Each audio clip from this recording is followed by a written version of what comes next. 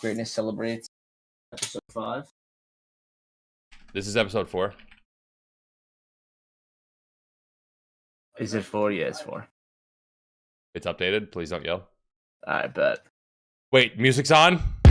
There it is! Hold on, I gotta unmute it.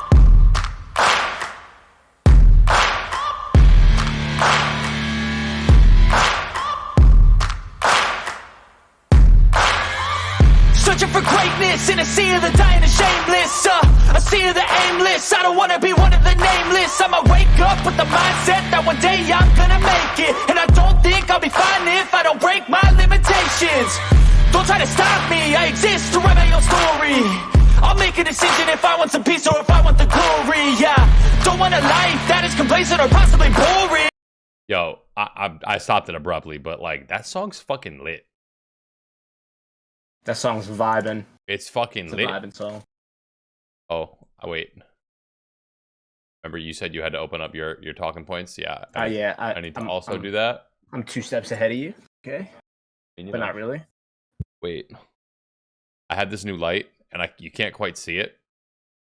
So I need to make sure you can see it. Okay. What are we seeing? We're all seeing.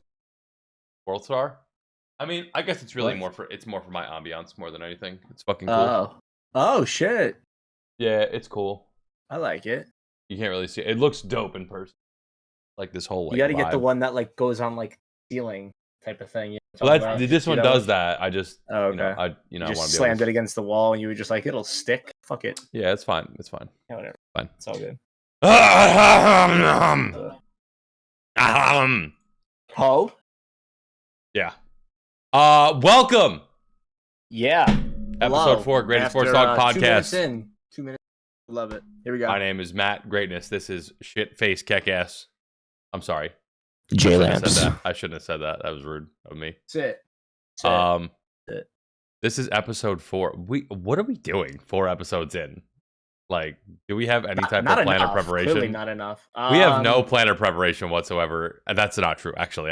I say that in dude, we're jest. monkeys. Every Monday, this is what it is. We're monkeys. If the people want to know, we're going to let them know. We're monkeys. Every Monday, we take a heaping shit and we throw stuff against the wall. And whatever sticks, sticks. Whatever doesn't, we don't use.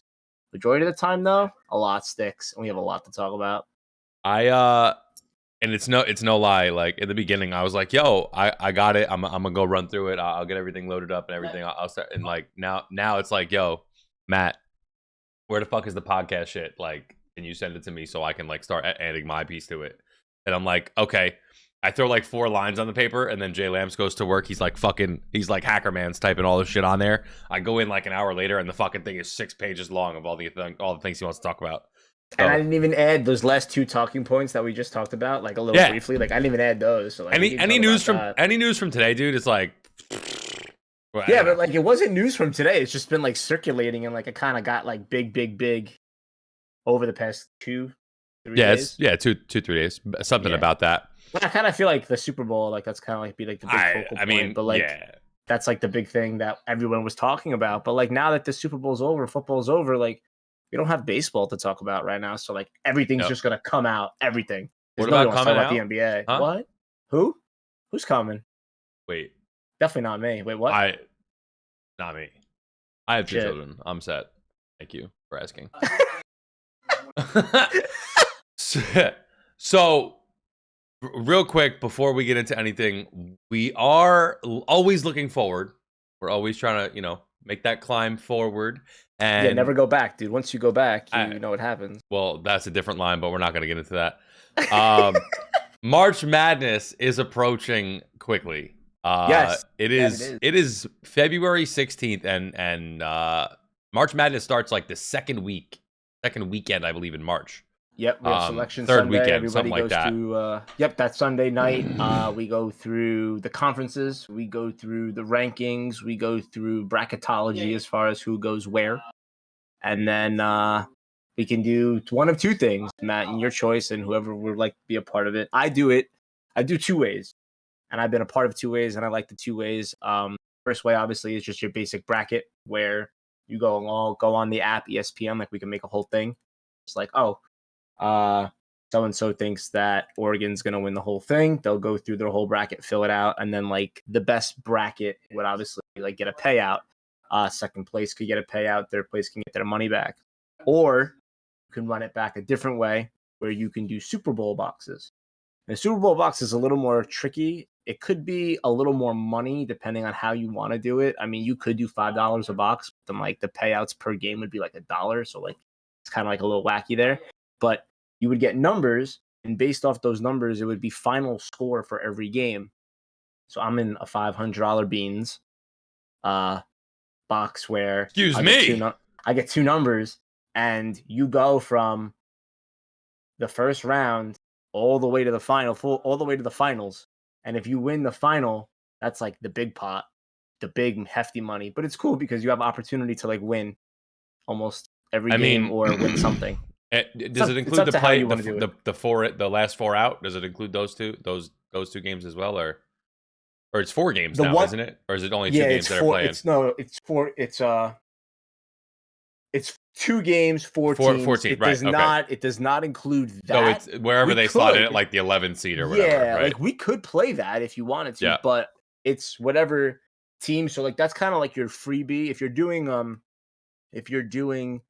the bracket and you fill it out, if you don't pick said team to win, then like you kind of get a freebie. You don't have to worry about it. But if you pick, let's just say Davidson was a playing game, and you pick Davidson to go to like the round of 32.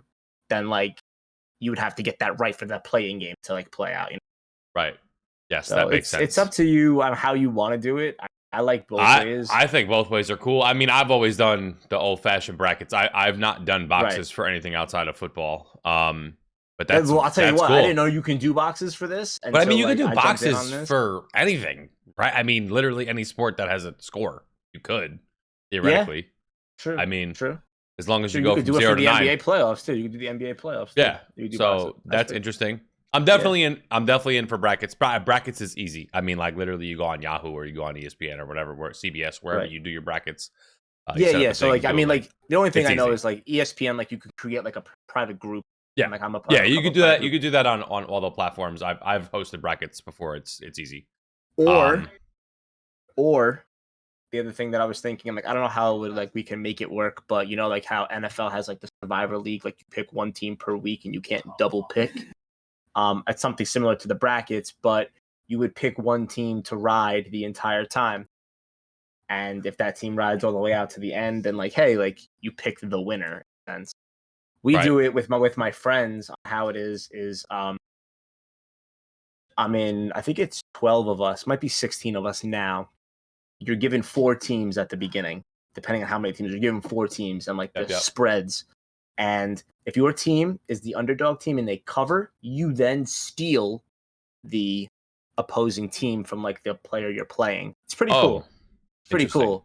Yeah. So like there's one year where like I thought I was going to get destroyed and I rode one team out all the way through. I ended up losing in the Elite 8. But there's other times where these kids have all 4 of their teams going into the Sweet 16, and I'm like, fuck, like I have nothing left, and you just cleaned house real quick. So it can go fast or it can go real slow, depending on how you want to do it. Yeah, very interesting. I'm for sure 1,000,000% in on brackets minimum. Definitely. That's fine. I'm down with that. I'm also interested in boxes. I think that would be fun. The only issue with the boxes, which I mean, if we get it started in enough time that we won't, not that I had an issue, but you run into the thing where you got to make sure you sell them all. Well, not even that. It's like selling the boxes is one thing, but like you really have to figure out like numbers wise, like $5 box isn't going to cut it. So like it would need to be pretty significant. Yeah. Yeah. So like, I was paying out like dollars. The only thing with that is like, it's also funny because the more money the box is, only people are going to buy one box. So like 500 one that I'm in, I only own one box. And most of the people in the thing only own one box. So it's maybe if you got like a big baller, they're out there getting a second one. Well, there are people that are partners and they own 4. Right. But like, again, I don't know how many people are in on a box as well. So it kind of depends on how you want to shoot it. If we're talking about boxes, I'm not going to get into the logistics and numbers, but my father-in-law, we found out today that, so he knew a couple days ago, he's not a numbers guy. He doesn't want to know his numbers. Right. He wants to be surprised at the end if he wins. Me, I want to know like where the fuck is my Of box? course. What my Where am I sitting? that's me. All that shit. Like we were playing All roulette the that other shit. night, and he's like, "Don't look. Wait till they come out and they put the dauber or the stamp, whatever they call this shit, on the number." Yeah. And I'm like, "No." And I'm like looking over the fucking railing, trying to watch to see where the thing's gonna land on. And so it turns out, without getting into the details on the number, but he won in some pretty significant sized pools. Damn. He won a first quarter, he won a halftime, he won a third quarter and a fourth quarter in two different pools. And Wow. they were I mean Big chunk. like Secure chunk.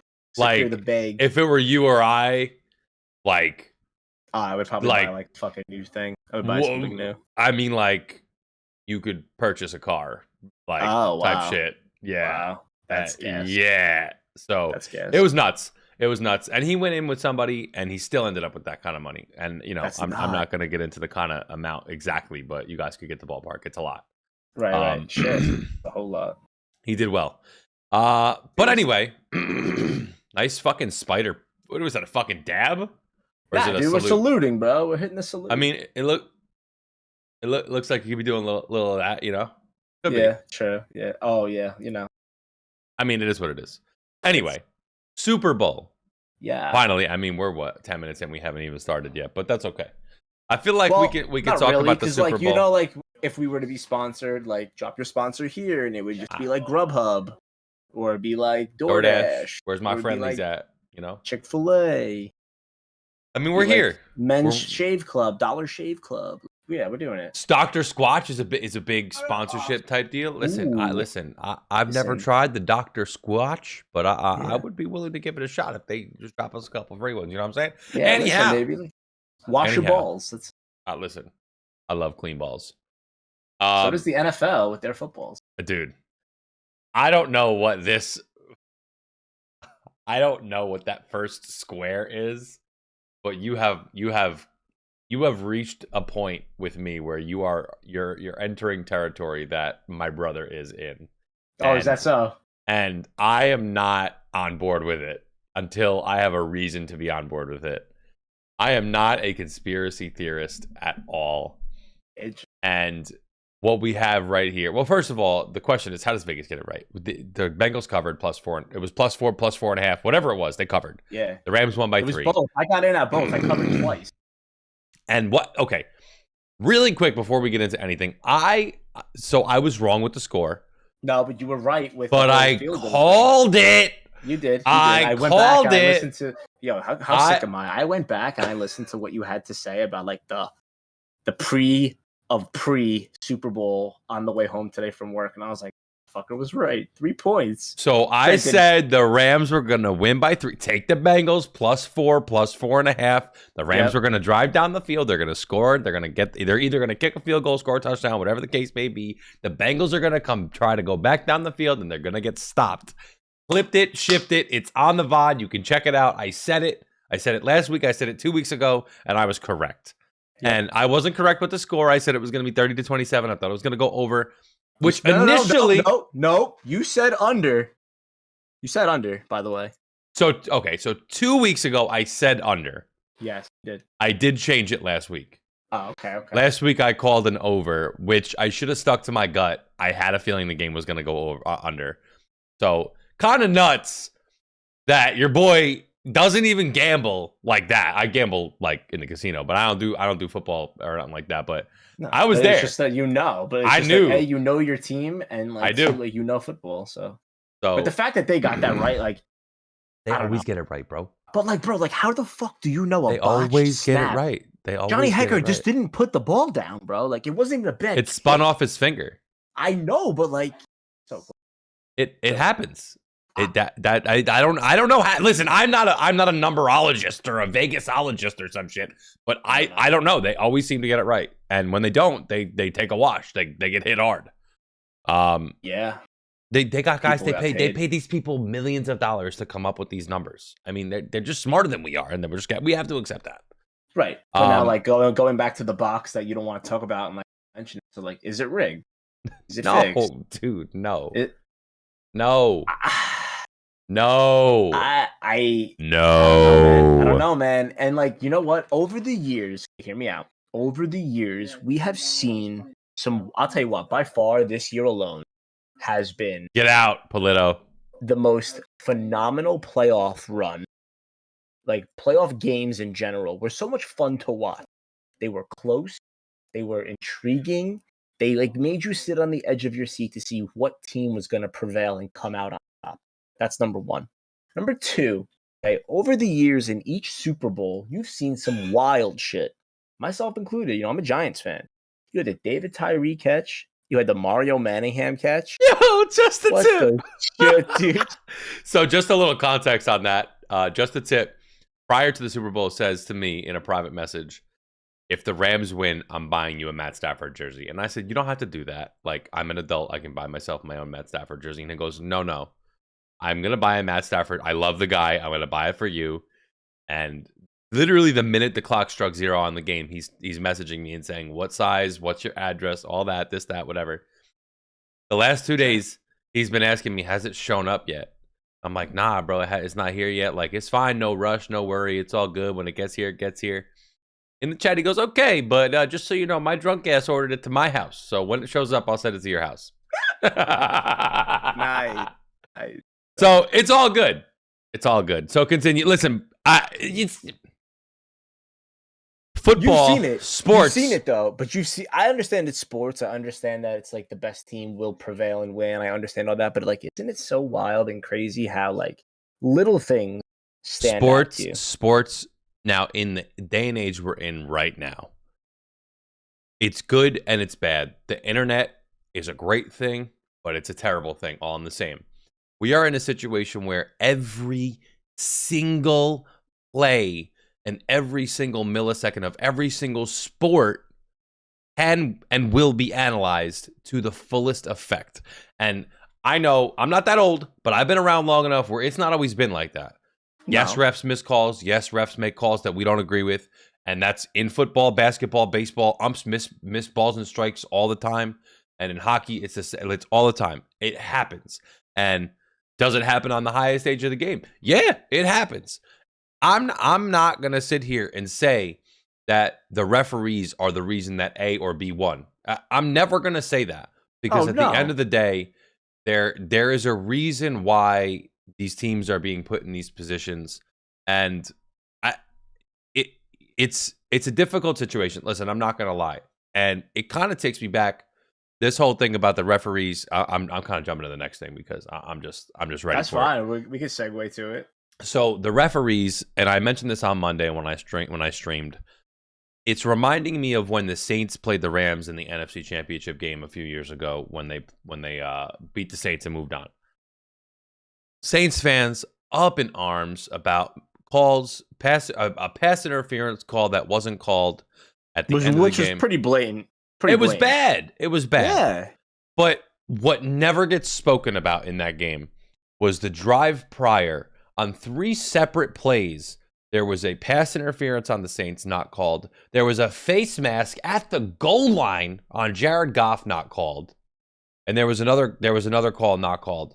And it's like, first of all, referees, I think, should be held more accountable when they make a good call, bad call. I think there needs to be some type of step and tier thing to it. If you're a good ref, you should be there. Whatever. I don't know. Something like that. Like, think about this. And I understand your point. I hear you. But, like, wouldn't you want – it's consistency, bottom line. But, like, if you're not going to blow the whistle and you're not going to call things and you're going to let things go, then shouldn't it be let gone the entire game? Or the opposite end of that, if you're going to blow the whistle and be whistle happy, throw the flag constantly, shouldn't it be somewhat consistent where, okay, they're not playing clean, they're doing this, we're throwing a flag, or they did this wrong, we're going to throw the flag. I watched the entire game. You know, you're right. There was, I think it was T. Higgins. He had a face mask on Ramsey, and they didn't call it, and he ended up scoring a touchdown, I think, or a pretty big yardage. 75-yard touchdown. But again, these guys' hands were all over one another, whether it was the Bengals on defense or the Rams on defense. Then when there was 1:37 seconds left, the flag started to fly. Why? You didn't throw the flag the entire time. I think there's 2 things that go into that. I think number one, I think that in the Super Bowl, and like it or not, I think that there's something. Now, I want it to be consistent as well. I do, just to put that out there as a blanket statement. I want things to be fair and consistent on both sides. But I can absolutely see a situation where the NFL says to the referees, you better swallow the whistle from quarters 1 to 3. Because we want the game to look exciting. We want the game to be played fast, and we don't want to blow the whistle. We don't want this flag happy game in the Super Bowl. We don't You're want talking about the NBA?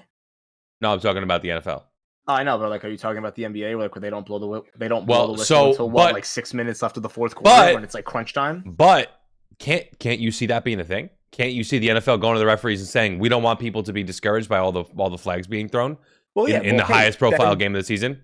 But then we talk about it being rigged, or we talk about the whole conspiracy thing about like, oh, this and that. That like, to me doesn't make it rigged. It changes the tone of the game. I mean, listen, like you're not gonna blow the whistle on things and like they're blatant things. Semi-rigged. Okay, blatant is one thing. The no call on Jalen Ramsey being thrown to the ground, blatant, awful no call. Fine. But like, absolutely. Blatant, but like, I'm talking about them swallowing the whistle on, if there's a holding and the ball's already down, and it doesn't affect the outcome of the play, or if there's a holding on defense and it's on a route that wasn't even being looked at by the quarterback, or maybe a guy's lined up in the neutral zone on defense, or little things like that. The final drive of the Rams. Okay, I personally thought, and yes, he had his hands on him. I thought it was good defense, but no. So what happened was, the penalty was assessed. They got a first down, and they got a new set of downs. The next play, he got mugged. The next play, and they threw another flag, was and awful. they got closer, yeah. which again, fine. But that linebacker, because he's a linebacker and labeled as a linebacker, they think that linebackers can't cover receivers, and I thought it was clean. So if that was the case, maybe we're obviously talking about maybe a different situation, or maybe they have a different scheme and they throw it into the end zone and they score a touchdown anyway. But I think it was too close to make that call within that time. How it all went down. I think we all agree on the Eli Apple call, which came afterwards, albeit. But Eli, I mean, that was atrocious. I mean, he's all over Cooper Kupp, and there's you can't even swallow the whistle on that. If you wanted to, you would have a riot on your hands if that was the case. But I think the Logan Wilson call goes 2 ways. One, does it go along with what has been happening over the entirety of the game? Yeah, they let plays like that go the whole time. They did. Yeah. Is that a penalty? Is that a penalty? Logan Wilson has hand on jersey. Now he doesn't tug, but he has hand on jersey, and his right hand, propels himself as he pulls off of Cooper Kupp, and he sends forward to deflect the pass. So I think if he doesn't do that, try to deflect the pass by sending himself forward, I don't think they blow the whistle. But I think because he used his leverage by grabbing onto Cooper Kupp's hip and sending himself forward, I think that's where they blow the whistle. Does he really have a full-on handful of jersey where he's preventing him from moving forward? Probably not that much. No. It wasn't even that great of a throw. But I think because he is grabbing onto the jersey and propelling himself forward to try to make a play on the ball, that's what puts that into a flag, because it looks like a flag. And truthfully, if you go back and you look at it in slow-mo, he's got hand in jersey. That's not allowed. Absolutely. That's a penalty. Course. But, okay, yes, that's a penalty. Of course it is. But they weren't calling that the entire game. And then, past 3 times, they threw the flag 3 times in a row. Rewind really quick. Bengals are now on. They're on, I think it was like the 20-something yard line.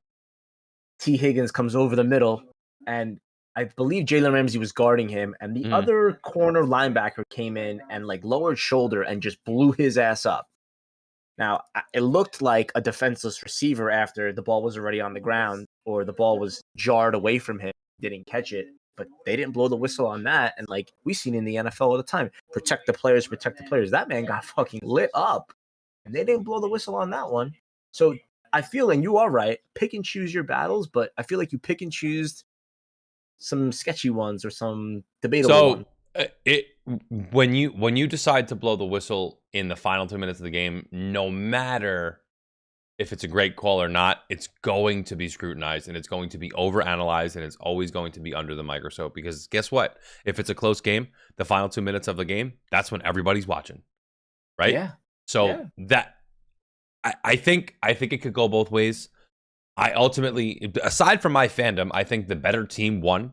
I think the team that's more experienced won. No, absolutely no. That's not in question. I mean, but like if you also think about it too, you watched every playoff game. I mean, you watched the Rams get this far, and you watched every other game because we talked about it. Regardless if the game went into overtimes, because we saw Kansas City go into overtime twice, whether it was with the Bills or the Bengals. We watched Tom Brady lose to Matthew Stafford on a drive. The whistles were hush hush. They weren't used. The flags were not thrown, and like there's one time. I don't know if it was when the Bengals played the Chiefs or the Raiders. I can't remember, but there was the Raider game was very flag happy. So I'm not sure which game it was, but I know there was three or four plays in a row in the red zone. The Bengals, whoever they were playing against, the defense they were playing against got flagged 3 or 4 times in a row. Yep. And it was first down. That was the Raider game, and that was that was the game-winning drive. The referee blows the whistle as Joe Burrow, quote unquote, did not step out of bounds and throws a whistle, and then they called it a touchdown. Like that's just awful. Like that referee crew is not allowed to do playoff games anymore because of it. But yeah, so I mean, that was the only atrocious game I think throughout the entire playoffs was that game. I think the reffing was I thought pretty good throughout the whole playoffs, and I don't think because there's one call that was a penalty, but just so happened to come in a time where you weren't calling all these penalties left and right, but it's at the end of the game. It's hard for me to sit here and say that they were awful. I mean, you say that, Tip, but it's easy to say that in this day and age where we see every single play being overanalyzed and over-scrutinized. But you go back 10 years, and you had one opportunity to see it, and that was it. You didn't have instant replay. You didn't have these I would bet you a lot of money that the refereeing that's going on now is 100 times better than the refereeing that was going on 10 or 15 years ago because of the overanalyzing and because of the science behind it and because of the technology that we have. When was the YMCA done in Lambeau? How many years ago was that? Oh, I don't know, dude. Bro, that was awful. That was like the no catch, touchdown, no touchdown. That was saga. That was awful. I think that was the year though that the referees were on strike and they like pulled guys like off the streets. That was an awful season. That was bad. But I mean, listen, the refs. I'm never a fan of saying the refs are the reason a team won or lost a game. No matter the sport, no matter whose team it is, that doesn't change for me here. It was a pinnacle time to blow that whistle at that moment. I'd agree with you, and I would agree with you. But I mean, here we are. No, listen. All right, so let's slide a little bit. So listen, big congratulations that you has a championship. Only 4 people I heard today attended the parade, which was kind of nice. And Matthew Stafford was absolutely hammered. Love it. I fucking love it, Matthew Stafford. Tom Brady tweeted at Matthew Stafford and told Mix in a little water, Matt. Did you hear his public speech? He sounded great. He sounded great. I love it. Washed. Anyway, all right. So listen. So question for you, and I don't know if you agree or not, but it's like, do you think Matthew Stafford is a Hall of Famer? I think prior to him making the playoffs with the Rams this year, he was fringe. He's got the numbers. I mean, and no matter what you want to say about his time in Detroit, he year in, year out put up incredible numbers on a lot of bad teams. Now, granted, he had a couple of seasons where he had one of the best receivers of all time, but I mean, that was about it, right? And his team was never loaded like it was on the Rams. And I think with this, he went out and he played exceptional football from games 1 through 4 in the playoffs. He did have 2 interceptions in the Super Bowl. One of them wasn't his fault. Ben Skoranek got 2 hands on the ball, let it fly out of his hands, and the defense picked it up. That was a big momentum shift. And the other one was a punt. Right? It was 3rd and 17, and he hucked it to the end zone. Maybe you make a play, maybe you don't. Either you get intercepted, and it's back to the 20. Yeah. So you can't take them away. They're interceptions, but like You look back at the playoff performances that he had. I mean, he was excellent throughout the playoffs. Excellent. And he was tough as shit in every single game. Back a little bit in the Super Bowl. Props to Joe Burrow too, by the way, because the two of those quarterbacks looked beat to shit after those plays individually. And I mean, if Aaron Donald's chasing you, and you're getting knocked, he got sacked 7 times the Super Bowl. You're getting sacked that many times and you're getting your ass beat, but you're still getting back up and making the plays. There's crazy. Not a lot. There's not a lot you can't say about Joe Burrow after the performance. And I was nervous because I saw Joe Burrow go out. I thought he was done. He looked like he was done for the game with the way he walked off the field. And I thought, I was like, shit, this is not the way I want my team to win the Super Bowl. But he came back out next drive and he looked a little hurt, but he didn't let nothing show on his face. He played and he worked his ass off. But anyhow, back to Stafford. Yes, I think he's Hall of Fame. I mean, he did what everybody thought he couldn't do because he was on a bad team. He came out, won 4 games in the playoffs, looked great doing it, and his team won the Super Bowl. Right. I don't care how good his team was. I don't care. He's the quarterback. He is a Hall of Famer. And his career's not even done. He's got years to go. He's 33. So people were talking about, and obviously I'm a Giant, so people were talking about Eli Manning is a Hall of Famer, but Matthew Stafford is not. And they're talking about what Eli Manning has done towards what Matthew Stafford has done. Eli Manning has 2 championships against 2 solid Patriot teams. Being the underdog, Matthew Stafford basically went to a team that bought all the pieces to win a championship. Just the background, but the numbers don't lie. Matthew Stafford, and I'll tell you the story over and over again, was Thanksgiving time, and he led the team, the Lions team, all the way down to a game-winning drive. He dislocated his shoulder, took himself out for a play, said, fuck this, put it back in, got back in the game, slings the ball on with his bad arm, moves the ball forward, and then gets absolutely wrecked after he slings it, and he's on the ground, and he's wincing. So much pain. And he's like, it's out, it's out, it's out. And they end up winning the game after, that was the game-winning touchdown. And just, he's got balls. He's a baller. Yep. That one, or I think it was a different Thanksgiving where QB sneaks and they thought he was going to run it and he just sticks the ball over the top. That's just when you're a baller, dude. I don't have his numbers in front of me, but I mean, in terms of active players, he's got to be right up there with yards, touchdowns. He throws some picks, but you know what? Brett Favre is the career leader in interceptions, and he's a Hall of Famer. He's widely considered one of the top 5 or 8 quarterbacks of all time. Right. You got to throw the ball. You got to throw the ball, right? I mean, he's not Aaron Rodgers, right? He's not Tom Brady. He certainly retired Tom Brady. Yeah. He was the better quarterback in that game. And I don't know. His career's not done. So we can have this conversation, but it doesn't need to be finished. His story's not done being written. So he will be the author to that book, and he will be letting you know how it finishes. So we currently have 2 viewers, 2 listeners, I should say, and they're listening back at home and just kind of want to shout them out. You know Corey the Sav, right?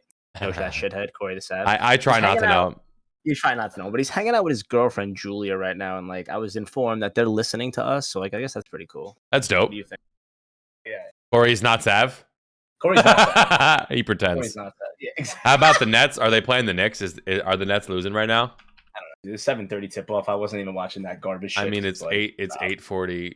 They're losing by 25. They're losing by 20. I mean, listen. We're gonna get into basketball, but I will say one thing. I will say right now, I don't care if the Knicks beat the Nets every single game in the regular season. When it comes playoff time, the Nets are a championship favorite, and the Knicks are struggling to get in. I'll just leave it at that. I hope Knicks don't make the playoffs. I hope they sell everything, and I hope that that's it. Really. Next piece about we're gonna get into that. I know you're big on your boys. They suck, but we're here. They are. All right, so then yikes, Tim! Oh my god. Then I heard that so after Aaron Donald wins the championship, he was going to retire. He's only 30 years old. Retire, he's going to come back, run it back, and try to go win it again.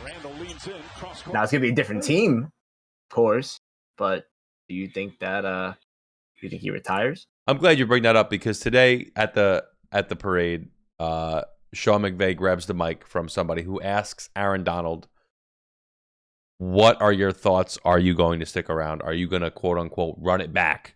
And Sean McVay takes the microphone from the person who's doing the interview, and he says, "Come on, Aaron, what do you say?"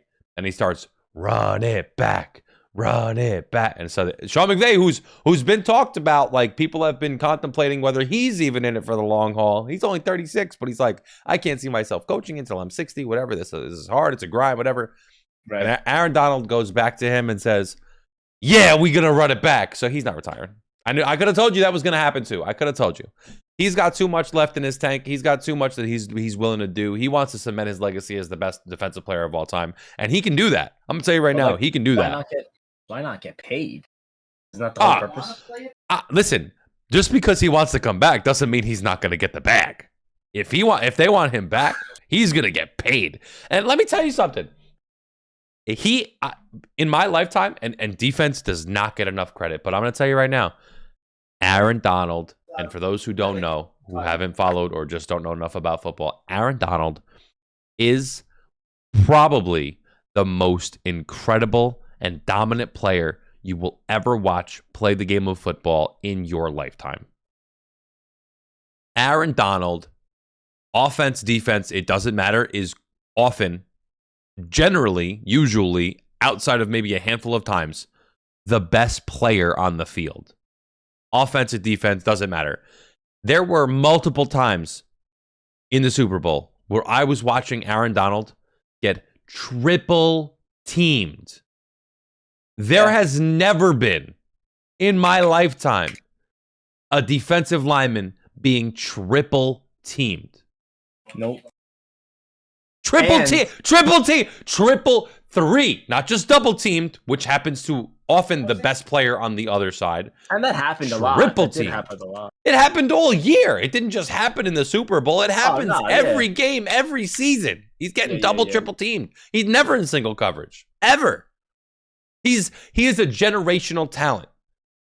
If it wasn't for the fact that overall we view offense as a more boisterous position and situation where we can look at numbers and say, this guy's good, we wouldn't even be having this conversation. If Aaron Donald was a quarterback, he is literally, he's Tom Brady as a quarterback without the wins. Right? Yeah. I mean, like just physically the most dominant player I've ever seen on a football field. Well, and we talked about it 2 weeks ago. I mentioned to you that like when they played, or 2 weeks ago when they played San Francisco, and he was in the backfield for the last 7 minutes of the game the entire time, just full sending it. And I was like, all right, now we mean business. He came out in the Super Bowl like a bat out of hell. Quiet first half, but he made a big difference and exploded in the second half and sacked Joe Burrow on the last play of the game. Bad pass, game was over. What Aaron Donald does never is recorded in the box score. Von Miller, Hall of Fame talent, probably first ballot, right? I mean, one of the best pass rushers of his time. Yeah. 2-time Super Bowl champion now. He made Von Miller look like he was 10 years younger. Who will probably retire as a Denver Bronco and or go back to the Broncos. So it's also interesting you say that.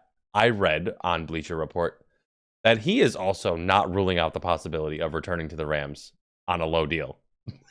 I don't know, man. I mean, listen, for him, he's been paid. Yep. He's been a Super Bowl MVP. Yep.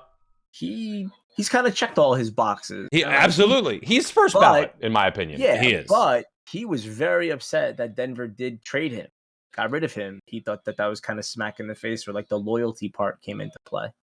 Do you know? Go ahead. I'm listening. No, go ahead. So, do you know the best perfume on a bad odor? You know what the best perfume on a bad odor is? I'm listening. It's winning a Super Bowl. I mean, I'm not gonna say, you're not gonna sit here and tell you that he should have not left or he should have been more mad, like super mad about. I get it. Me as a person completely understand where Von Miller comes from. In a place where he was happy and comfortable. I get that. I never want to go out. I never want to leave I'm happy being me and whatever that is. But when you have a chance to become immortal by winning Super Bowl, and he's done that already. 2. I mean, winning is the best way to cover up a bad stench, right? I mean, Yeah. he's not going to have the opportunity to win a Super Bowl on the Broncos unless they acquire Aaron Rodgers, right? I mean, that's the only way they're going to win a Super Bowl next year. Yeah. So, okay, so let's just go through like the player list of the Rams. So like and I know they got rid of a lot of draft capital in order to put this team together. Les Snead wore a shirt today that said "fuck them picks" with his face on it. I loved it. Yes. I did see that. What a fucking legend for that, by the way. Legend. But, okay, so here's the thing, though. And I feel like, and we've seen this actually in the NBA, and I'm gonna try to segue it into one another, and it has to do with your team. You know, you saw the Nets at one point; they had like Celtics big three, kind of screwed themselves for I don't know how many years it was. It was a handful of years where Billy King was fired over that, by the way. Yeah, but okay. So now this guy looks great. He looks fantastic. He bought a Super Bowl. Who's coming back? Who's guaranteed to come back? Number one. Number two, who's retiring? Because Eric Weddle's retiring. He already said he ain't coming back. Von Miller is a question mark. I don't really know. Like, there's speculation. Is Aaron Donald really going to come back? Cooper Kupp has the contract, so he'll come back. Does OBJ walk? And does he say, fuck this? Like, I already got my Super Bowl. Now I want to go get paid. Granted, who's going to pay you after tearing your ACL? You kind of have to reestablish yourself. So maybe he comes back on a 1-year deal. He loves to be in LA. See him honestly coming back. But again, I don't know. I've seen the man lose his shit playing for the Giants, fighting field goal nets. I've seen him lose his mind playing with one of his good buddies out in Cleveland because his quarterback is god-awful in Baker Mayfield. I don't know. What's the running game like? You had Sony Michel. I know Cam Akers is probably on like a lower end deal, so he'll probably come back. Sony Michel carried you most of the year. Does he come back? I don't know what his contract is like. Jalen Ramsey, I don't know what his contract is like. So he's getting old in age. Jalen Ramsey's locked up for like another 4 years. He he signed a big deal before the season. I like what you said about OBJ. I'm in the boat with you. I thought he was coming back already prior to him being hurt in the Super Bowl. I thought he was willing to take less money to play on this team because he enjoys it so much. Yeah, and winning is the best medicine. LA scene is him. And I think now that he tore his ACL, well, it's not confirmed, but that's what everybody's speculating is that he tore his ACL. I think it's a no-brainer for him. You come back on a prove-it deal. No, it was confirmed. It was? Confirmed. Yeah, confirmed, and he'd have to have surgery on it, and he wouldn't be back. I'd say about week 6 or 7 minimum. Yeah. You're missing a lot. A third? You still got 10 games left after that. But still, I think even now with that in play, I think that even more so brings him back to the Rams. I mean, it just makes sense. Who's going to want to take that on? You're comfortable. You can rehab at home, and you can come back, and you don't have to get acclimated to a new team while you're injured. I think that just makes sense. I think he'll be back. You don't have an offensive lineman. That man retires. And Andrew Whitworth has not, but is almost assuredly going to retire.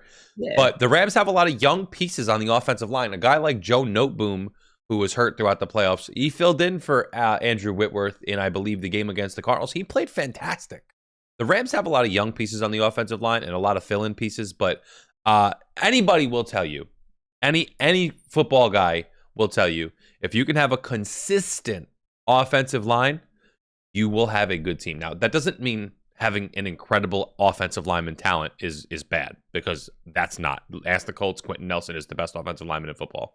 Yeah. Hundo. But if you have a team and an offensive line full of guys who are decent, but they're healthy all year, you will have incredible success. Camaraderie and consistency on the offensive line is key. I'm going to say, unless you're the Dallas Cowboys, because they had the fucking phenomenal offense. It was when the Zeke's early years. Maybe it was like. But okay, so here's the thing: Marco Murray years, and they fucking sold the bag. They were good teams. I didn't say you were going to win Super Bowls. Oh, okay. But you're going to have a good team if you can have a consistently healthy offensive line. Now, talent is always going to win out, right? I mean, that's going to happen. But that's my thing about the offensive line. Cooper Kupp, you said locked up. Cam Akers is locked up on a rookie deal. Darrell Henderson's locked up on his rookie deal. Sony Michel is a free agent. I don't think he's coming back. Van Jefferson locked up. Rookie right? deal. Yeah, he's on a rookie deal. Yeah. Eric Weddle was only brought on because the Rams' 2 starting safeties got hurt prior to the playoffs. That's the only reason he was brought on. I'll so tell you what, those 2 guys are going to be back. He makes a difference. He was great. Made a difference. Jordan Fuller, though, was a guy who was out that Eric Weddle was filling in for. Yeah. He was getting Pro Bowl votes. I mean, he was getting Pro Bowl votes. Another good point. You didn't have Robert Woods. And what do you do with Robert Woods? What don't you do? You play him. Is he coming back? He's on a deal. He's got like 2 years left on his deal. Okay.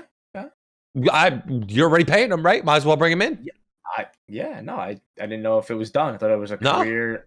I thought it was okay. Or his ACL. He's still got years on his deal. I mean, like, yeah, you're gonna have to figure out the mouths to feed situation, but I mean, that's a pretty good problem to have, don't you think?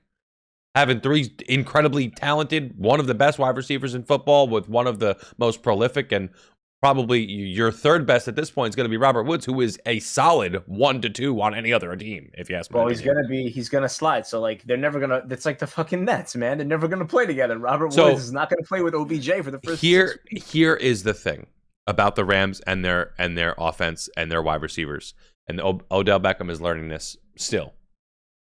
The Rams wide receivers room, if you ever heard anything about them, they are a cast of guys who are not me first. Now, which is totally wild for a wide receiver. That's not a thing for wide receivers in general. Wide receivers are generally me first.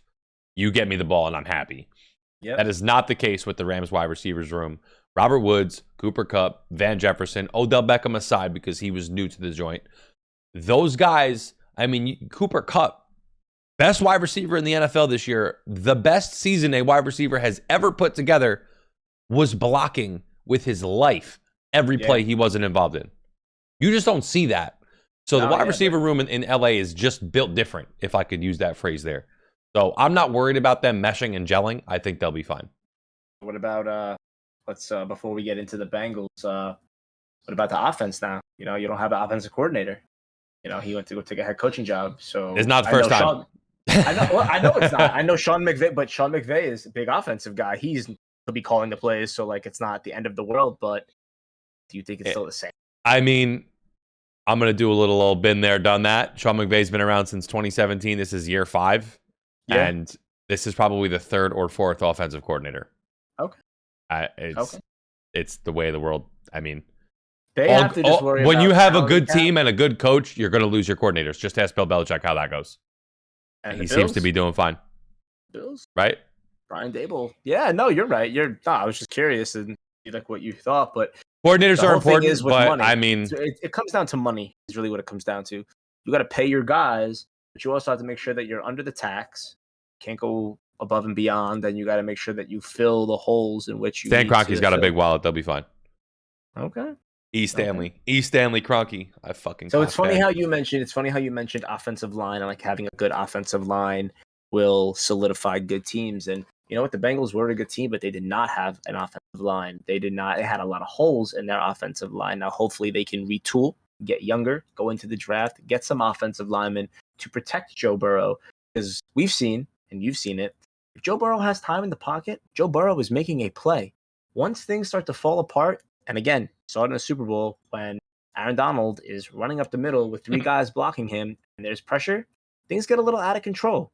Now, granted, he made a phenomenal throw and Jamar Chase made a phenomenal catch. That was in the first half, right? Yeah. That was craziest catch. Legit crazy.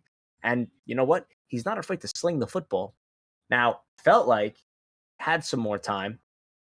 Maybe Jalen Ramsey falls down. Jamar Chase wide open at the back end. We're talking in a different tune this time around. So I have not seen the entire freeze frame pictures. They don't really speak to me as much as a video would. Now I did see the picture. Jalen Ramsey is down. Jamar Chase is up, right? So I'll explain to you so Jamar Chase is running his route. They're pretty far, granted. Joe Burrow is then getting flushed to go to the right. Once he gets grabbed, for whatever the reason was, I think Ramsey thought he was going to run, so came forward and fell. And if he doesn't get grabbed, maybe Jalen Ramsey stays with Jamar Chase and doesn't go forward and fall down.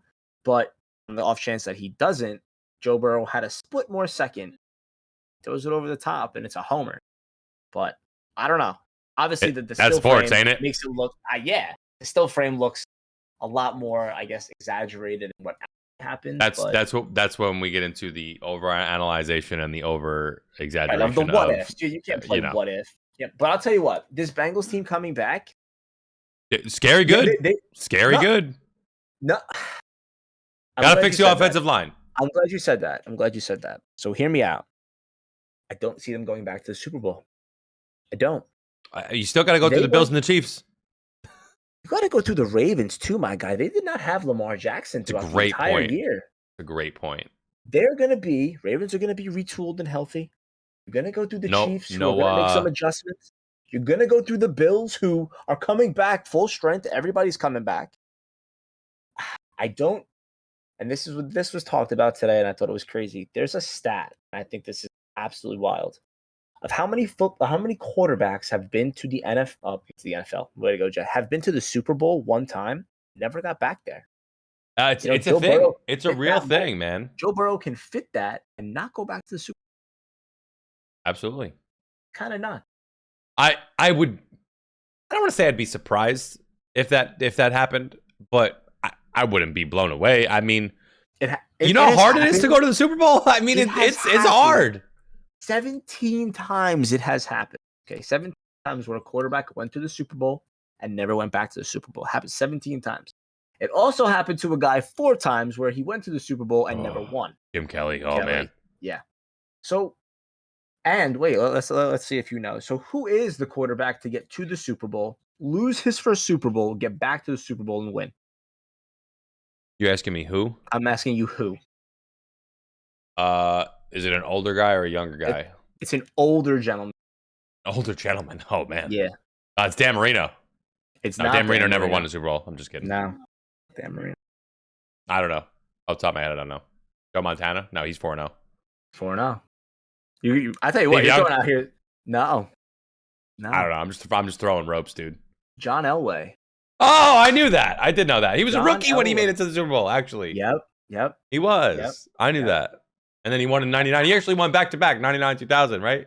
And he tried to play baseball his rookie year. He was signed by the Yankees. 97, 98, some shit like that. His rookie year, he signed by the Yankees. Didn't want to play for the Yankees.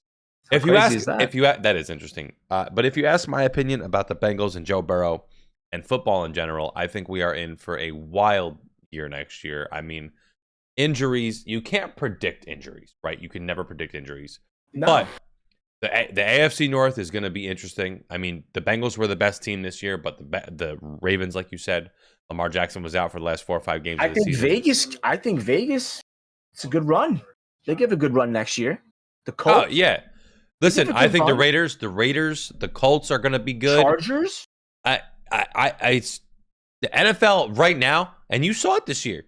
NFL is there are bad teams. There are some bad teams. But you made the point. But the parity in the NFL is great.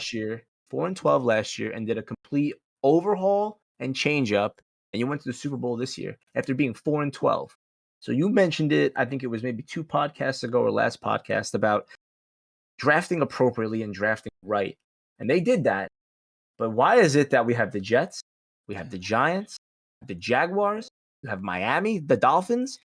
You can't fucking figure it out. So let me ask you this. This is just kind of like a rhetorical question. I don't need your answer on this, but I'm kind of poking fun at you. But if the NFL was really rigged, don't you think the Giants would be better? Right? No. I mean, no way.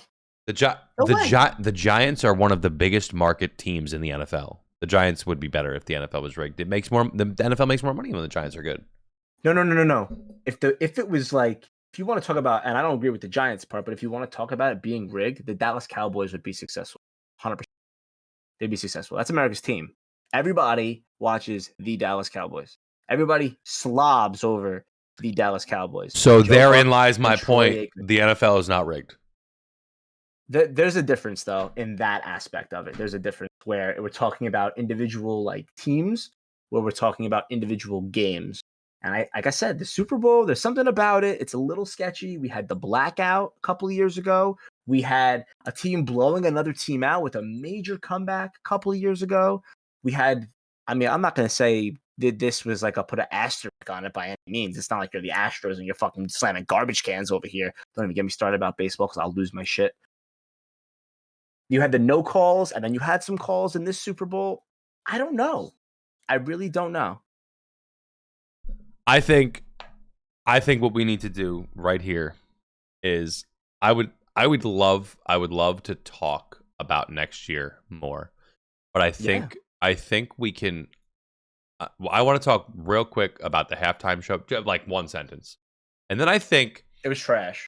And then I think, well, here's my take on the Super Bowl halftime show. I thought the idea and the music was fantastic. I didn't like the way the sound was mixed necessarily. I thought it sounded a little funny. I loved the show though. I think the show was good. It wasn't I wish there was more Eminem. Yeah. That's the problem. I agree with that. I thought Kendrick Lamar was fantastic. He was fucking good. Yeah. But it was too quick. I see Polito's in there saying too quick. I felt like it was a little shorter than the rest that there has been in the last couple of years. Now, I'm not sure what that's about. I'm not sure why.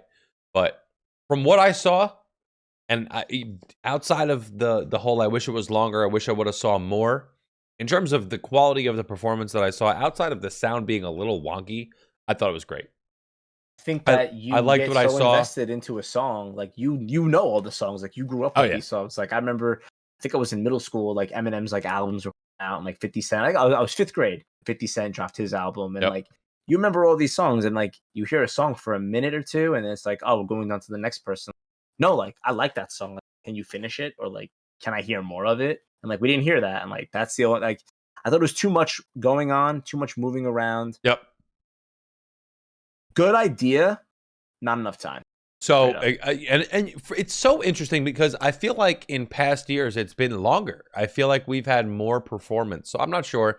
And you got to remember at the same time, one person did it though, or they had a duet. Like Bruno Mars is a couple of years ago. He was fantastic. Crushed it. He was really good. I like, if I was to say yes or no, I give it a yes. I liked it. It was good. I enjoyed it. But I think we also have to remember the Super Bowl halftime show, although despite how good some of the other ones have been, it's not a concert. It's a halftime show. Yeah. And for some reason, I don't know why this is, but it felt like the time was really constrained here on this one. And I'm not sure what that was. Maybe it was because from what I heard, they did this for free. They did not get paid by Pepsi to do this. Maybe that's wrong. Maybe that's not. So maybe that plays into why they didn't play more than one of their songs. But the music, I thought the song's choice, I thought it was good. Did I want more? Yeah, I did. That was my one drawback, is that I wanted more. I wanted more. I wanted it to be more. So we have in this section of like, we'll talk about next year. I think that after talking about the NFL and like kind of beating a dead horse with the Super Bowl, I think we save that for the next one. I'm good with moving on from here. We can talk about a lot of that next week. And then we'll probably have more information on a lot of this stuff as the week progresses. So yeah, that's fine. We can hit that NBA, MLB, quick NHL. And, so battle. I think two or three things really stick out to me on the NBA over the last week. We had a lot of now. I mean, I'm a very big basketball fan, so I could rattle through all the trades for you guys, and you'd be like, "Okay, Matt, that's enough. I'm not interested in all these teams." So the big pieces that got moved and not moved. We saw Ben Simmons, Andre Drummond, Seth Curry get moved to the Nets in for James Harden and Paul Millsap. This trade for weeks, and 2 weeks leading up to you, I didn't like it. Right? We talked about it on the podcast. I was not a fan. Yeah. But as the story unfolded and all this information comes out, James Harden, and you know what, man? I should have saw the writing on the wall, and I should have been a little bit more clear. This is me being a Nets fan and a Nets homer.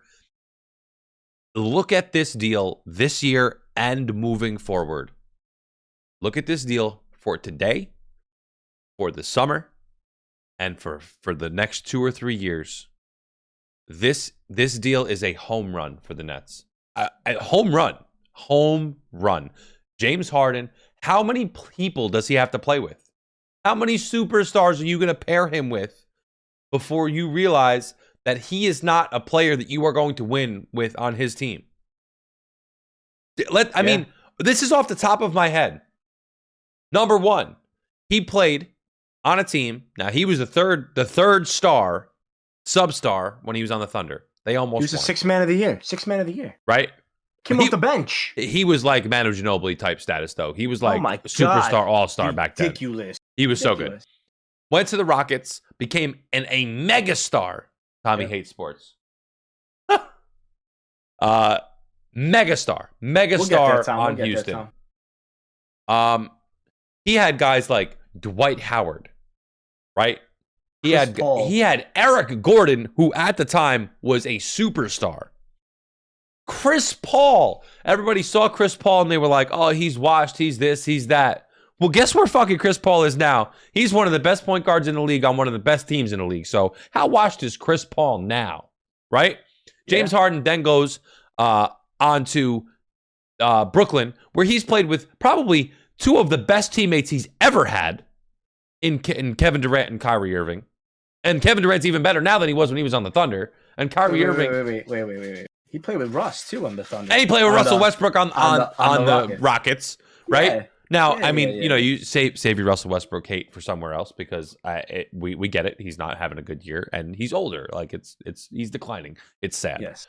Nonetheless, how many superstars does James Harden have to go through before somebody comes to the conclusion that maybe it's not his team, maybe it's him, right? I've heard reports from that Kevin Durant was pissed at the way James Harden came into camp. He was fat and out of shape. He likes to party. He doesn't like to work hard. He likes to just go out and play ball. Like, hey, I get it. You're making $45 million a year playing ball. You want to live your life, but guess what, buddy? If you want to be an assassin and a superstar in the NBA, you got to put the work in, especially as you're getting older. He's 33 years old. He's declining. This year is his worst year in about 10 years. So this is my take on that. See ya. Better off without you. Are you a more talented player than Ben Simmons? 7 million % yes. But you know what? What is talent when you ain't bringing the goods? You got a guy now. Think about this. You got a guy that left trying to be a superstar. And you got a guy that didn't want the superstar spotlight, who's pretty damn good, and now he comes to your team. So, like, I don't really support the whole Ben Simmons saga. Like, listen, you got mental issues. You got problems. Like, you do you, man. Like, you'll figure it out. But, you know, he wanted out, and Harden wanted out, and they got what they wanted. At the end of the day, I feel like it's so drama-based in the NBA. It's so drama-based. I'm a fan of... I'm sorry. I'm not a fan of the way Ben Simmons did all this either. And I'm not a fan of the way James Harden went about it either. I'm not. I am a man of go to work and fucking play your game. Play your role, right? That you are no different than me. I get up in the morning, I put my pants on one leg at a time like you do. So you need to show up to work, put your best effort forward, and if you don't like it, then when your contract is up, you figure it out and you go somewhere else. That's how I feel. But if you want to bitch and moan and you want to complain about how your team is playing and you don't like the way your team is assembled, then you know what, bro? Then you can go. Then you can go. Then you can go. Okay, and so Ben Simmons, I'm not a fan of the way Ben Simmons went about his business either. But one thing I'm also not a fan of is the way Doc Rivers threw that man under the bus at the end of the playoffs last year. Under no circumstance do I want my boss or my coach throwing me under the bus when I'm supposed to be the superstar of the team. I don't care if I'm the last player on the team. My coach should never be throwing me under the bus in front of the media like that. That's a bad job by Doc Rivers. Doc Rivers, at the end of the playoffs last year, said, he was asked, do you think you can win with Ben Simmons as your point guard? He goes, I don't know. Didn't have an answer. Well, I mean, come on. What kind of shit is that? You gotta have faith in your team and your players. No matter, I mean, lie to me at least. Yeah. Even if you don't think it's true, lie to me. Be like, I think he's gonna be. He's our guy, right? It was so toxic. fucking lie to me. It was toxic all around. You know, they had to make the moves, and they made the right moves. And I think both teams do benefit from one another. Whether James Harden's gonna play sooner than Ben Simmons, or Ben Simmons is gonna. I think he's supposed to play after the All-Star break. Supposedly. Something like that. I don't know. I mean, KD. They asked by the him way, KD rumors he's coming back the game after the All-Star break, possibly against the Celtics, which would be astronomical for the Nets. By the way. Yeah. Yeah. I mean, you have a mountain to climb now. They went on a major skid. Yep. They're beating the shit out of the Knicks right now, which we'll segue into because They're getting the shit Knicks. kicked out of them by the Knicks. Well, yeah. So, Oh, no. wait, the Knicks are not winning. Yeah, they are. They were up by 20. Really? They're only up by 9 now. Wow. Figures. So, yeah. So let's move to that, fam. The Knicks made no moves. Zero. They could not sell off any veteran pieces and get anything, whether it was draft capital, money to be held for this year only, and then dump and hopefully pray for free agency. But at the end of the day, let's be honest, nobody wants to come play at Madison Square Garden. Nobody wants to come play for a shithead owner. Nobody wants to come play for a coach that is so defensive driven, that doesn't believe in breaks, that doesn't believe in playing young guys, that's a veteran front. And it's crazy. You know, we watched last year as Knicks fans, we watched the Knicks play the Hawks in the playoffs, and, you know, downtown Trey went off. And Cam Reddish had a big role in that. Cam Reddish is a Knick. Cam Reddish can't find fucking minutes. Played a big role on the Hawks. That's unacceptable, by the way, that you trade a first-round pick. Did they not trade a first-round pick? It wasn't theirs. It was unprotected. Regardless, you're trading a first-round pick for a guy and he's not even seeing the floor? Like, what's going on there? Why did you trade for the guy if you're not going to play him? Fournier and Burks are better, which I'm sorry, but like those guys should have been moved. You know, you weren't able to move Randall, which is fine. You'll fucking figure that out over the summertime and you'll take care of that. But you could have moved the Nerlens Noel. You could have moved. People were calling on Alec Burks. People wanted Alec Burks. Well, the Lakers wanted Alec Burks. I just don't understand. They wanted to dump. It was a three-way trade. So Alec Burks was in the mix to go to LA. I believe that Russell Westbrook was going to be dealt to a different team, and then said other team was going to be giving the Knicks something in return. Either way, you shot yourself in the foot. So now you don't have an identity. You don't know if you're going to win. You don't know if you're going to lose. You don't know if you're just going to be subpar. So being subpar in the NBA doesn't get you anywhere. You know what? Being bad in the NBA doesn't get you anywhere either. How many times have we seen number one draft picks don't pan out? How many times have we seen a team suck so bad and not get the number one pick? How many times have we seen teams get number one picks? They're good for a couple of months and then they fan out. You know, the whole Zion draft class, like Zion hasn't played. That draft class, though, RJ Barrett, Ja Morant, Cam Reddish, decent draft class. And those guys, besides Zion, are making a splash and making noise. For me, and I've said this time and time again, the Knicks, they're just not run well. No. And I don't know what you do to fix that. I mean, James Dolan has brought in countless people who have been new guys with, you know, mile-long resumes of history, and it's just, for some reason, everything they're trying to do every month, every year, it just doesn't seem to pan out. And he gets robbed, deaf and blind. He gets robbed. So Phil Jackson came in and robbed him. Isaiah Thomas sucked. There is no excuse, though, for what's going on with Cam Reddish. I mean, for right now, there's no excuse. Why are you giving up draft capital and players for a guy that you're putting on your bench? Why is he not seeing the floor? This is a guy who is 2 years removed from being drafted as a rookie, and he can't even find the floor. You traded for him. Why did you trade for him if you're not going to find out if he fits on your team? It doesn't make any sense. Yeah. What's the point? I think that Tom Thibodeau is fired at the end of the year, that they're going to have to do a lot. And we say it every year, in and out, constant. Coach, you need a new identity, you need new players. But like, you get the whole fucking misfits of people that come to New York and it doesn't pan out. You want my opinion? This is what I think needs to happen. I think the people who brought Cam Reddish in, which is, you know, the player personnel department, whatever, the GM, all those people, Worldwide West, the whole deal, they need to sit down with Tom Thibodeau and say, listen, Cam Reddish needs to play. Okay, we need to know if this guy's good, and we need to know if he's going to play. We need to know if this guy is worth what we've given up for him, and if not, we need to figure out what we're going to do with him in the offseason. Because why are you not experimenting with him now? You are going to, at most, fight for a play-in spot. For what? To be kicked out in the first round? For what? Why are you doing this? Why are you wasting draft capital on a guy who's going to sit on your bench? Find out if he's good or not, and find out if he's good enough to be on your team. And if Tom Thibodeau doesn't want to play him, then he needs to be fired now because he's not the right guy then. Well, I'll tell you what, and you're so animated and aggravated about it. It's not even my team. It's not your team. So funny. Okay, so like we'll talk about different sports. Rams, Giants, both have a common interest in the Yankees. Madison Square Garden is sold out every night. Every night. They make their money. It doesn't matter. You literally can put steamy piles of shit on the court, and that place is sold out. They have. They have. Ridiculous. Absolutely ridiculous. Last thing about the NBA. I'm done talking about the Knicks. Not even my team, and they fucking annoy me more than anything.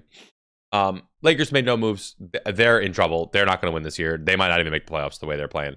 I hope they don't make the playoffs. We'll see what happens in the offseason. LeBron's going to play GM and figure it out. I think he has one or two more runs still left in him. All-Star weekend. I think this is really interesting.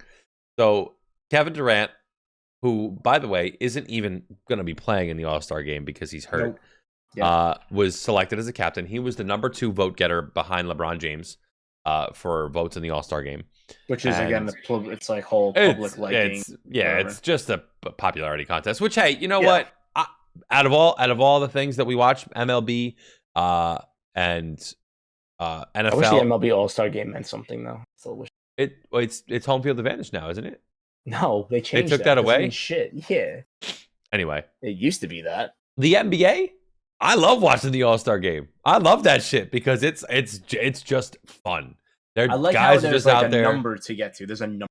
I think that is one of the best things they did because now it keeps both teams in it. Yeah, both teams are trying to fight to get to that number. I like it. I like the draft. I think this is the NBA is doing it right. NBA is doing a good job. Now their dunk contest, their 3-point contest, those things used to be real hype, and big superstars don't want to do the dunk contest anymore. And I get it. They don't want to get hurt. They don't want to look like they're not good. I get that. And I don't know how to fix that, but the All-Star game itself, I think, is great. Now, Kevin Durant, like I said, was selected as a captain for being a high vote getter. He had multiple opportunities to pick who also was an All-Star selection in James Harden. And it came down to 2 guys left, and he had 2 choices. He could pick James Harden, his former teammate at the time, who was just traded away. Or he could pick Rudy Gobert. Now, I mean, give COVID to everybody. I mean, listen, if you look at on a platter between Rudy Gobert and James Harden, I mean, James Harden is a far superior basketball player. But not wrong.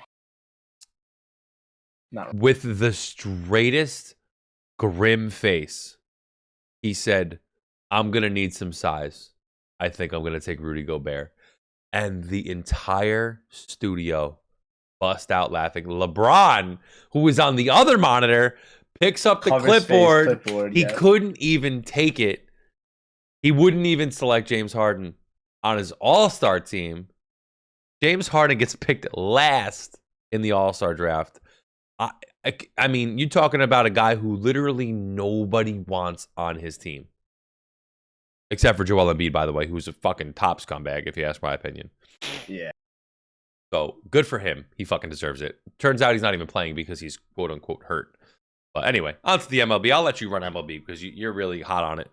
Can't. So, MLB is definitely 100% not going to start on time, I don't think. Pitchers and catchers were supposed to report to yesterday, and they did not, obviously, because they still have no agreement, which is and they're dropping the ball on this real bad. Why? Because the football season just ended. Basketball season is like dwindling down in a sense. You know, you have college basketball, which will be the height, and then that'll be over. And then hockey is just like there, like playoff hockey will be there. But it's your time now, baseball. Your time. And you're still locked out. No moves can be made. Nobody can talk to anybody because sides can't agree. And we as fans are left in the dark. And it's like, oh, guess we're not playing baseball this year. They said that spring training will be accelerated meaning that if obviously pitchers and catchers and players have not reported, so spring training will be accelerated, which I told you that screws the fan base because you'll be seeing quicker talked about games that last week for same price. You're not getting any money back. Basically, go fuck you. The one thing that I found that was a positive of last week's meeting is that they agreed on the universal DH. I mean, yes. I mean that's great. Welcome to fucking 2022 MLB. I mean, we've been waiting for you for 10 years. They had it in the COVID shortened year. Fraudulent. Shouldn't have been that short. Told you that a couple of weeks ago. You know, they want to blame COVID. They couldn't come to an agreement. Then COVID happened. There's a whole thing. They blamed COVID for the shortened season. It wasn't mainly COVID. But they had the universal DH, and I thought that was great. And I thought that got it gets more people involved, and like you don't have to have the fucking double switches now in fucking the National League, which no one's sitting down and I can't wait for the double switch to happen in the 6th inning. Like nobody really fucking cares. Everybody just wants to see a 1 through 9, 1 through 10 batting lineup, and like that's it. Don't get me hot. I was hot last week about that whole thing. I've said my piece about the I was hot about the whole like steroid not testing for steroids anymore after we just had the whole fucking Hall of Fame thing about guys taking steroids and not getting. Yeah, but I think once they get back going, I think they'll get back to that. They can't not. The players want that as much as the owners do. Yeah, no, you're right. And like guys' careers might have been ruined because like they just got shelled, or guys' careers could have been made because they took. Either way, I thought it was. Yeah, I mean, the guys that are doing the right thing, they want to be tested. They want the guys who are not doing the right thing. They want them to be caught. They want them to get in trouble for that. I mean, they want that. So I think that'll come back. So I was very, very upset when I wrote this. So Commissioner Rob Manfred, who he's fraudulent. He was quoted to say that he's an optimist. He thinks that the league and baseball will start on time. Well, clearly you're a liar because it was supposed to start yesterday. And did it start? No. He was also quoted to say that I believe that we have an agreement in time. If we have an agreement in time to play our regular schedule, we're doing everything we can to get a deal done for our fan. You're always one breakthrough away from making an agreement. So one breakthrough away from making an agreement. You sat down countless times for less than hours on end and didn't come up with anything. Somebody shot an idea of spitball. Somebody shot an idea, it didn't stick. Everybody picked their shit up. They walked out. They left. Somebody then got back to the table weeks down the line. They shot a spitball, didn't stick. Everybody picked up their shit and they left. When is an agreement actually going to happen? I don't know. They had a meeting a couple of days ago. Didn't stick. It didn't fly. Supposedly, the players union is supposed to have a meeting this weekend, and they're supposed to come up with a rebuttal to what the Major League Baseball has said, but I guarantee you they will not come to an agreement. Can I ask you a question? I'm listening. Why are we going days and weeks apart on meetings? Why are we doing that? Why are we not having a meeting and then maybe take one day to come together? Or why not do this where we have a meeting on a Monday at 3:00. You go back the next morning, you meet with your sides at 9 or 10 in the morning, and you come back for another meeting at 3. Why are we doing meetings days and weeks apart? For what? You're taking that long to figure it? Because everybody's on fucking vacation and they don't want to fucking work. That's what it is. No. Fucking stupid. I mean, to be fair, the players are working out by themselves. Like I've seen Instagram videos of like everyone hitting and throwing. Like they're doing their own shit. Of course. I mean, listen, if they're smart, that's what they're doing. Of course, but like that was the quote. That's the art of this process. So it's a confound art that the lockout has happened. You know so what? You know what else is an art? When I fucking vomit in a bucket is art. Okay. I mean, stupid. An art. So the regular season get the fucking deal done. It's supposed to be scheduled for March 31st. Can't see that happening. No. Can't see it happening. But you know what? He talks about how these meetings are an art and how like it'll get done and it takes time. But time is not on your side, 1. 2, he was also quoted to say that missing games is disastrous in the outcome for this injury. My guy, you fucked this whole thing up from the beginning with the whole COVID outbreak and that shortened. Then you didn't get a deal done at the end of last season, so now we're sitting in a lockout. So you're dropped. You're missing out on millions of dollars. And yet you're going to sit here and tell me that it's an art to do this whole lockout process? Here's what happens.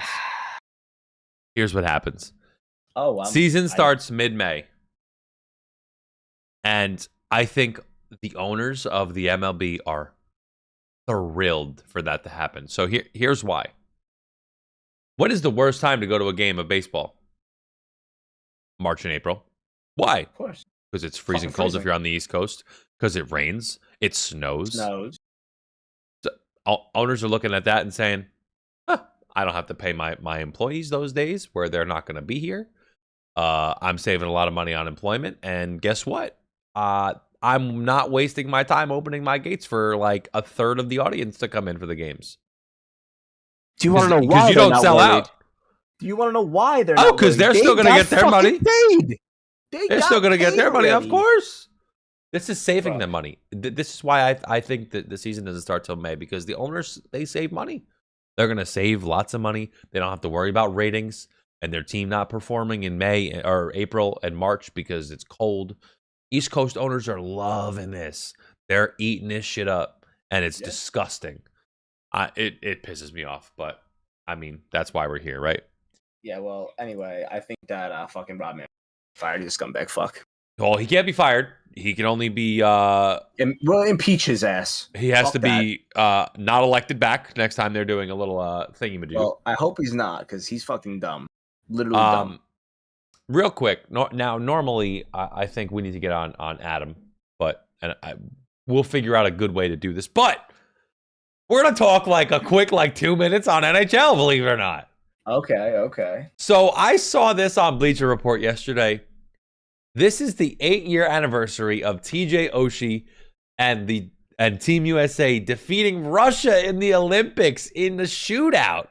And TJ Oshie, I believe, out of the 8 shots they took 6 of the shootout shots, and he made them. You can do in the NHL. It's one. No, you can only do it in the Olympics. You can't. You have to send a new guy out every time in the NHL. Their first 5 have to be different, I believe.